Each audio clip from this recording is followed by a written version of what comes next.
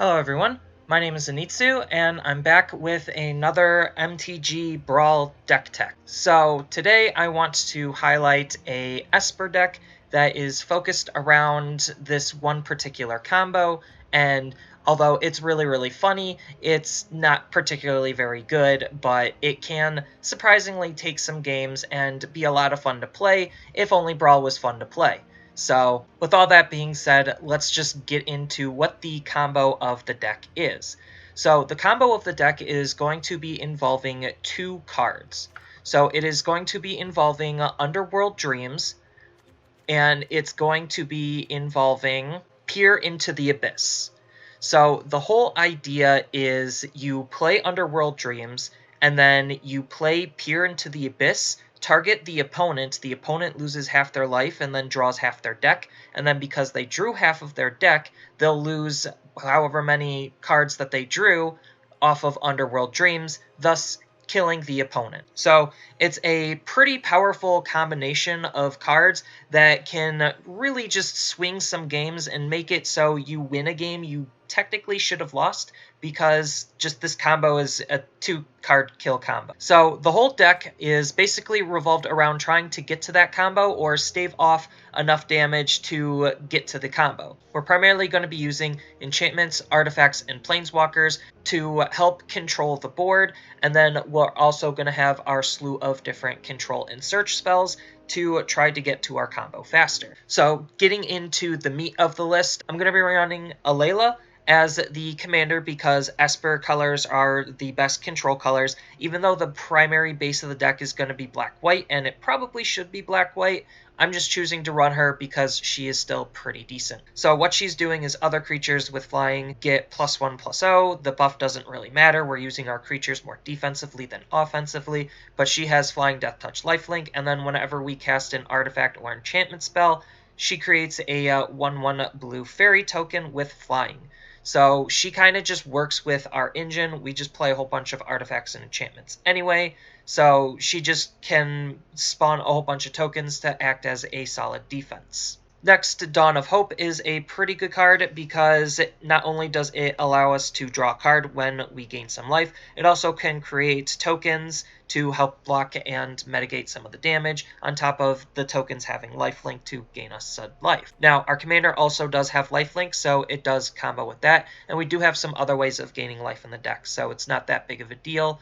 So it's just a pretty good card at drawing. Next, I'm running Grateful Apparition because it's just a solid flyer and it interacts with our planeswalkers. This probably should be cut considering it hasn't been performing too well, and I should be probably just running a little bit more draw or a little bit more kill control. So that's definitely an option, but it's just in there as a flyer, and it proliferates our planeswalkers. Next, I'm running Revoke Existence because it is just artifact and enchantment removal. Artifact and enchantment removal is really important. Artifacts and enchantments don't really have a whole lot of interaction in the format right now, so this is just one of the better ways of interacting with. Wishclaw Talisman is in there just as a tutor. It's pretty good. You don't necessarily care about giving it to the opponent if you use it correctly, so just being able to search for whatever card you want is just a very solid card. Arcane Signet is for mana ramp. Golden Egg is to draw a card and fix our mana, on top of which if we really need to gain the life, we definitely can do so. Guild Globe is in there for the same reason as Golden Egg. It's in there to fix our colors, on top of which it's drawing us a card. Banishing Light is removal. Idyllic Tutor is to tutor out our enchantments. Ideally, we're going to want to tutor out Underworld Dreams, so that way we could use another tutor effect to tutor out Peer into the Abyss. Prism Realm is more removal. Narset Power of Veils, I'm probably thinking about cutting this card and just trying to run more natural card draw, but the whole idea is to just try to find your combo pieces faster. And she also acts as a great lightning rod and distraction for the opponent. Elspeth's Nightmare is in here just because it's a kill spell, basically, on an enchantment. Grim Tutor is a really solid tutor to tutor out whatever card we want. Murderous Riders, more removal.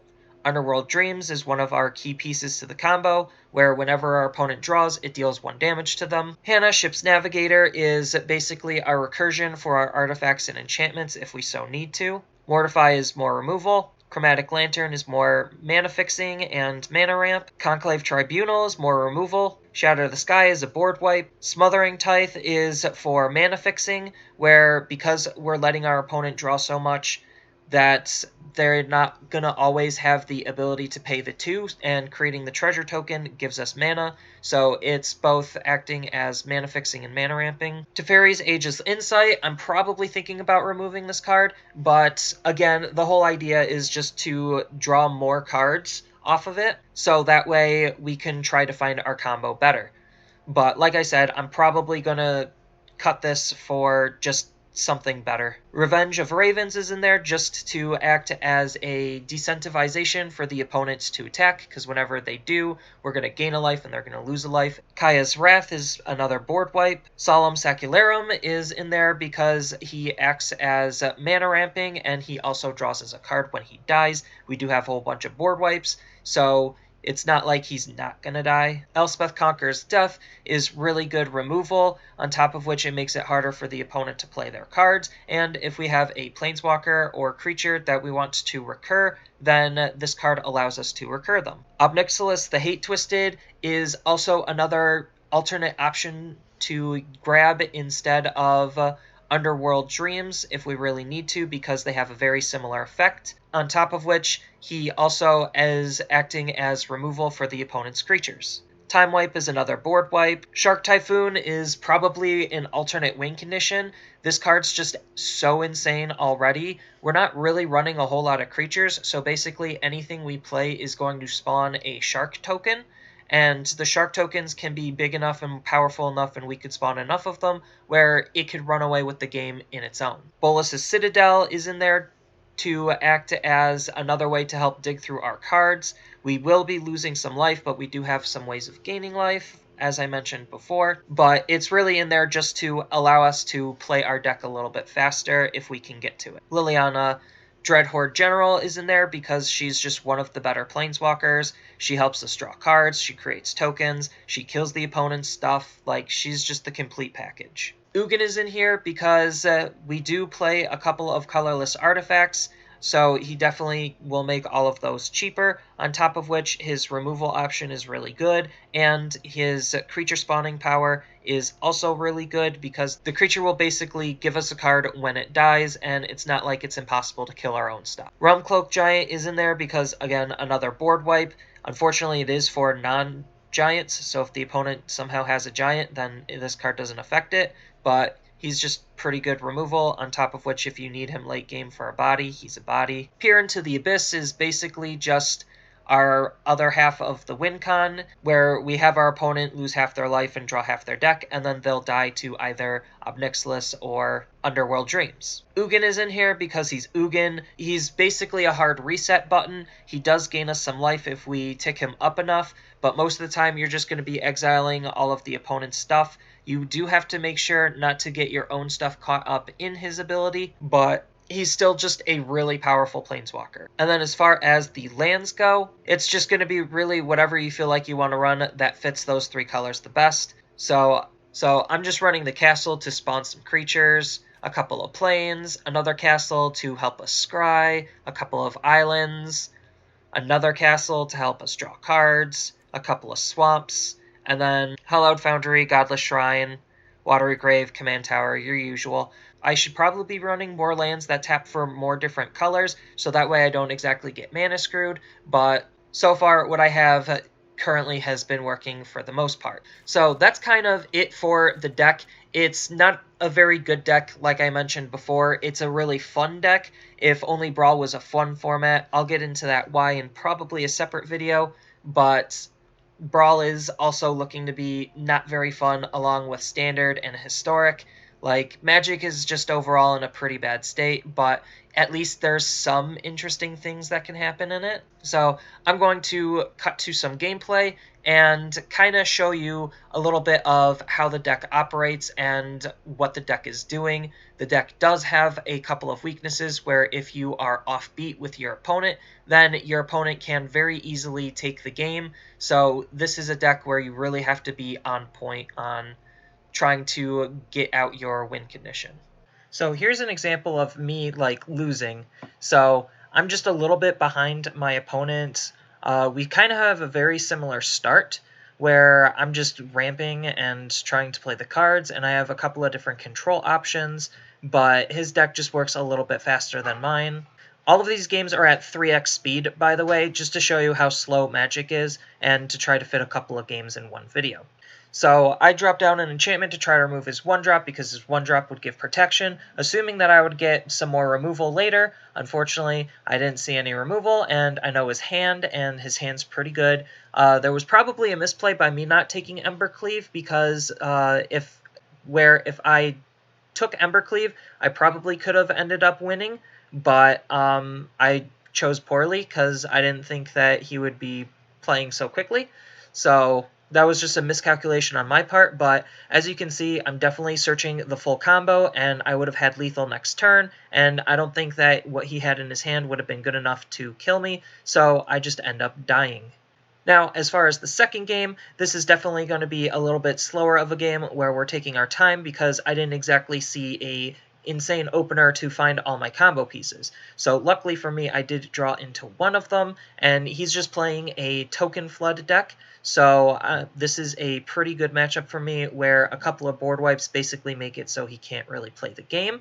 So I'm just going to sit around and start spawning some tokens and trying to gain some advantage over my opponent. And he is just proceeding to try to set up his insane play. So he did have his enchantment that basically will turn all of his tokens that he's spawning into angels, which would have been really devastating, but luckily for me, I had some removal.